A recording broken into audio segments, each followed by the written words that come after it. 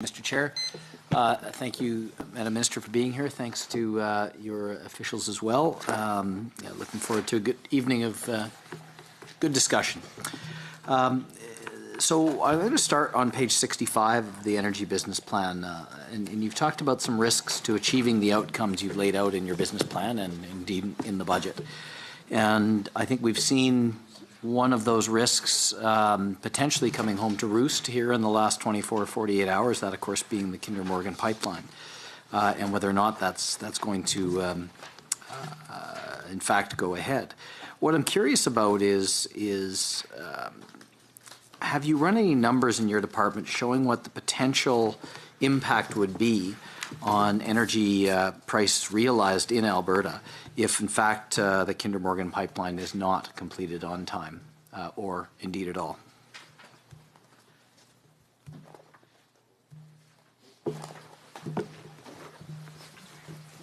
Oh, yeah. So we need, as I mentioned earlier, 2 out of the 3 pipelines. So if Kinder doesn't go, we still have KXL in line 3. Like we need two of the 3. So there's a potential here that there's still a positive scenario for Alberta if the Kinder Morgan pipeline does not go ahead? Yeah, I think, you know, certainly we'd like it for going ahead to Asia, but we need at least 2 of the 3.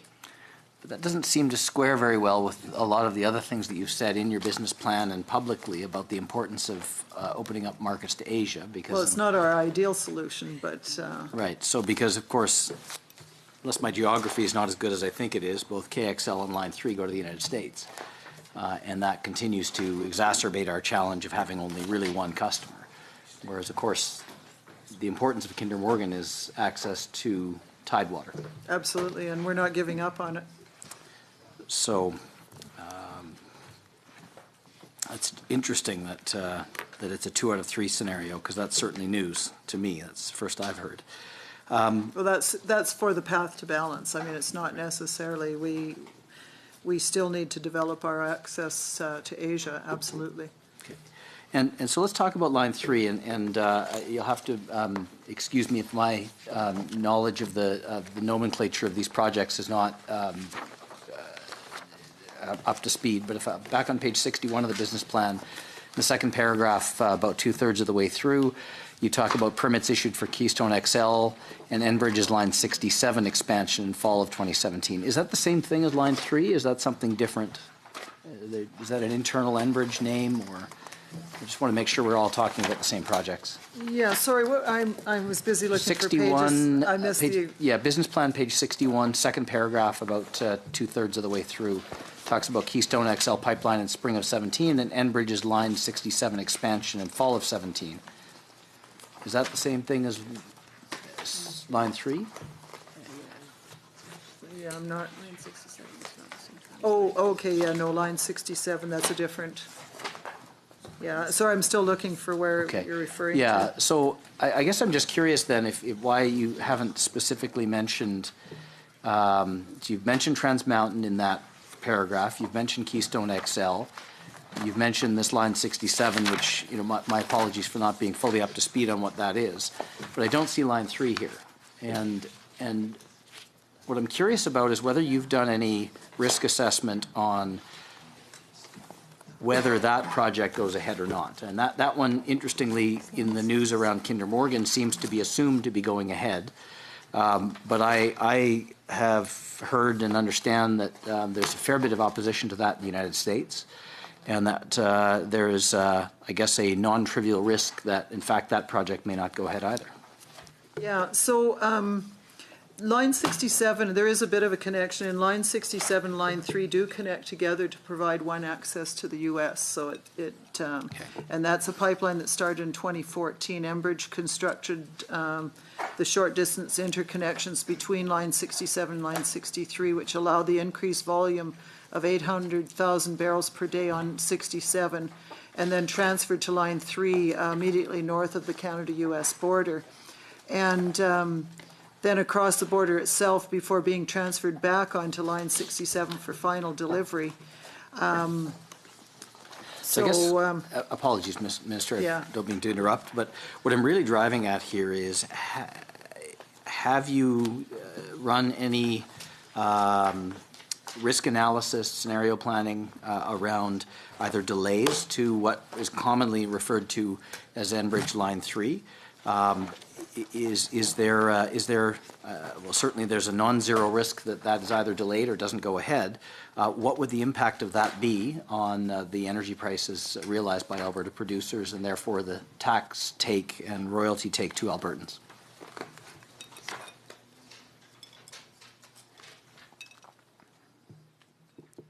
So currently, the budget is based on 2 of 3 pipelines, any combo, and it's based on the best available information we have right now. So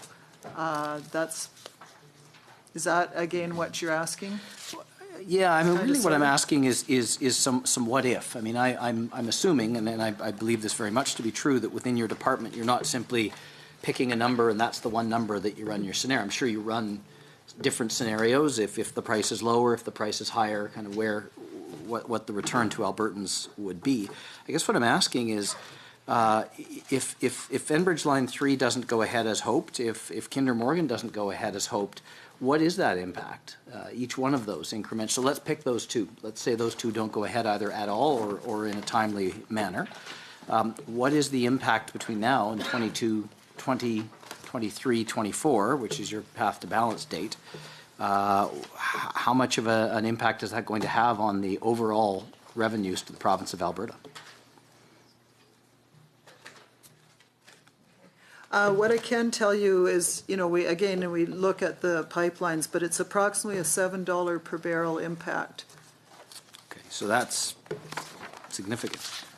That's why we need to get those pipelines built. I absolutely agree. I'm just concerned that may not happen. So is that how you get your assumption that non-renewable resource revenue will be roughly 3 times higher in 5 years than it is today? Is that where those numbers come from? Sorry, which number? Well, so on page 86 of the fiscal plan, which is the path to balance section, you forecast $10.4 billion in non-renewable resource revenue. I recognize it's the Minister of Finance who's come up with those numbers in the path to balance section. So I'm not asking you about the path to balance itself. What I am asking, though, is the forecast on non-renewable resource revenue, which I would assume your department has had some significant input into. So you've talked about the $7 a barrel differential between no pipelines and pipelines. Is that how we get to $10.4 billion, which is roughly 3 times the current non-renewable resource take?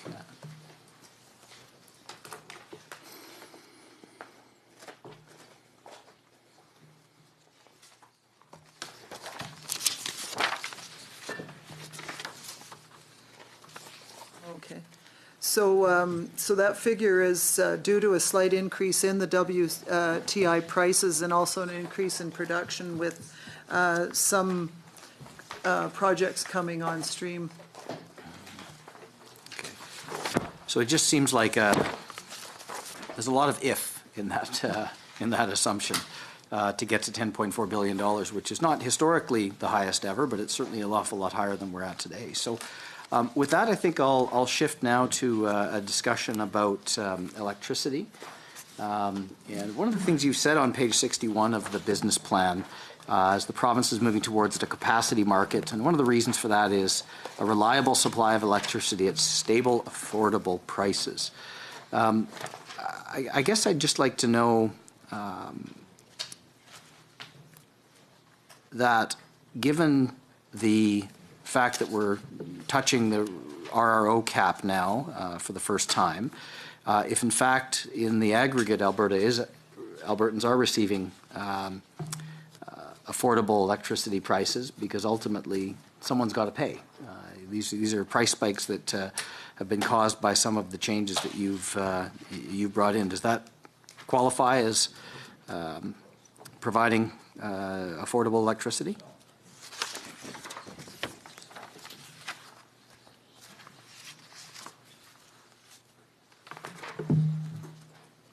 So, yeah, we are seeing a return to more realistic prices. historic prices, but we're still well below others in the North American continent.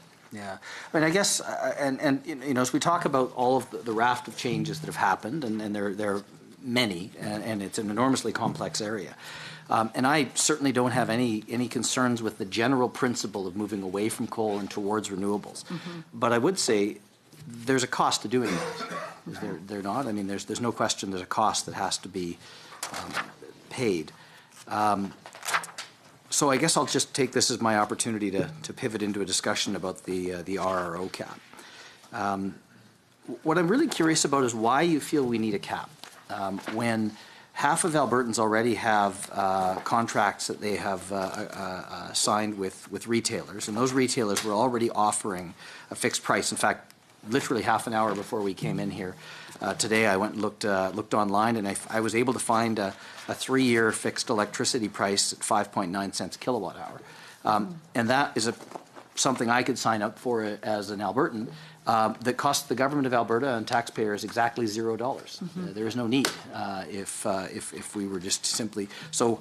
If consumers can lock in at that rate cap, what problem exactly does the RRO cap solve if we already have a solution that doesn't cost taxpayers anything?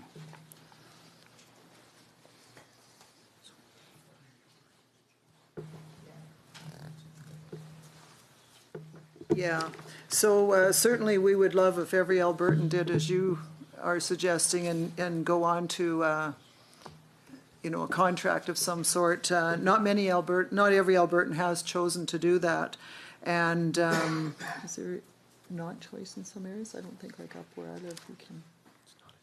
Yeah, I was going to say up where I live, it's not even an option that's easily, readily available to people. So in the transition, we promised that, we would protect Alberta families, farms, and small businesses from the high electricity costs through a it's a capped program. This 4-year price cap,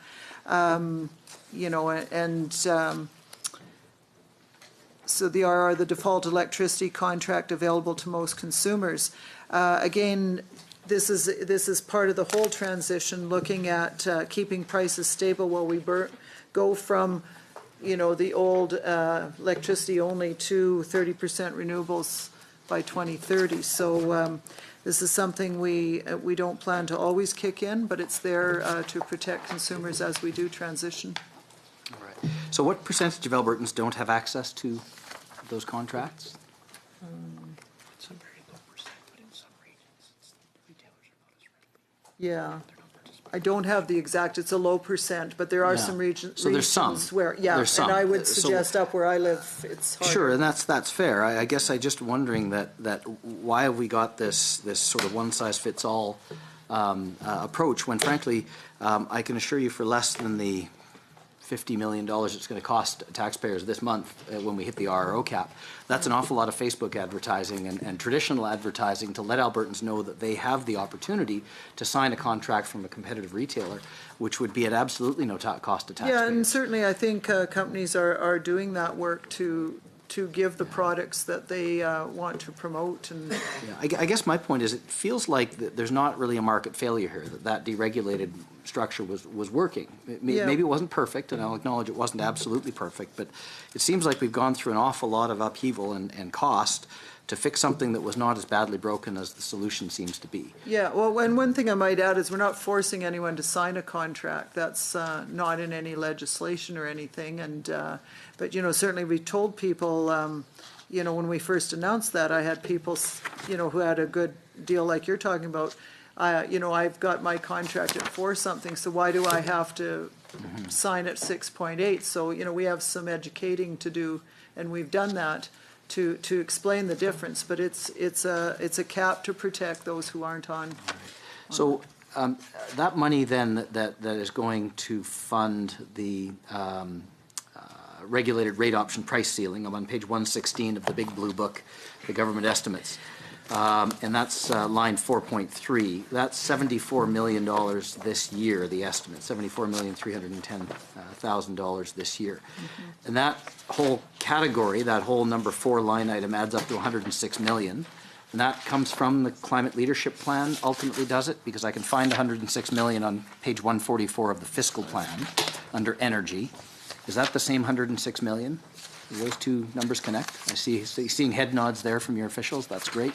So then if I look forward in the fiscal plan to fiscal 1920 and 2021, the next 2 years, that number goes up quite substantially from 106 million this year to 135 million next year to 160 million. You're on, I've got 116 for the first part, the 70. Yeah, sorry. Where did you jump to? Lots of numbers, lots of numbers. 144 of the fiscal plan tables, which is the climate leadership plan section. And so what I'm trying to do is follow the dollars between money, different giant books. So we've taken 106 million, which is in the 116 of the Energy Big Blue Book, and we're at 106 million on page 144 of fiscal plan tables. Trying to give Hansard a challenge as well to keep up with my numbers. And if we look ahead to fiscal 1920 and fiscal 2021, those numbers go from 106 million this year to 135 next year to 160 the year after that. My question is, do those numbers reflect anticipated payouts under the regulated rate option cap that was brought in by Bill 16 last year? Okay, so,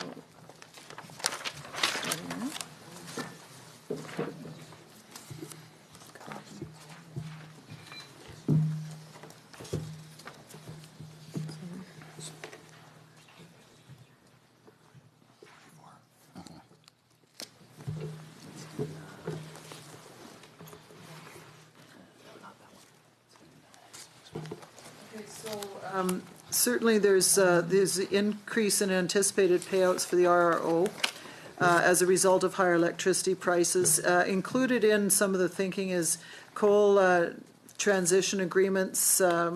There's some amounts in there for retiring that would come back. There's a reduction in the anticipated requirements for climate leadership initiatives in the coal transition. Again, there's a little bit. And then there's the anticipated payouts for renewable electricity programs expected to begin in the fiscal year 2021. So when you add and subtract those different amounts, that allows for the difference there. But a fair chunk of that would be the RRO. That includes, anyway, the RRO contract. fair Is chunk. the RRO cap? About 104 million. Okay. Which is 74 this year, 104 that year. So the question then is, in the 4 years that we will have the RRO cap, what do you anticipate the total cost being?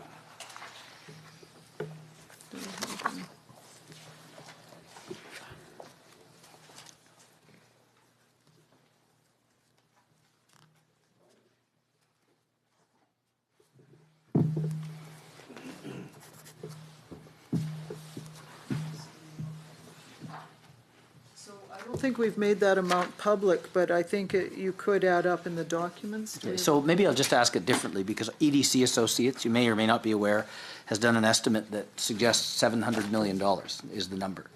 Do you agree that that's the number? Or if you don't agree, can you offer a critique of where they're wrong? I don't have that number with me, but. Okay. Oh, okay, so. Okay, yeah, so our estimate is less than half of what they're suggesting. So for this year, the estimate is the 74 million, and the total budgeted amount until March 31st, 2021, and there might be a few months beyond that, is 279 million. Okay, thank you.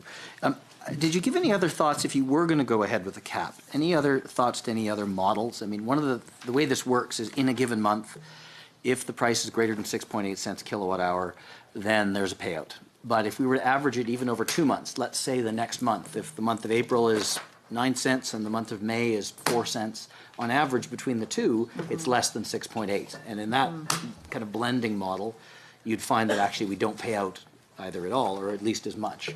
Did you give any consideration to a different model aside from the one that you've adopted, which appears to be quite costly?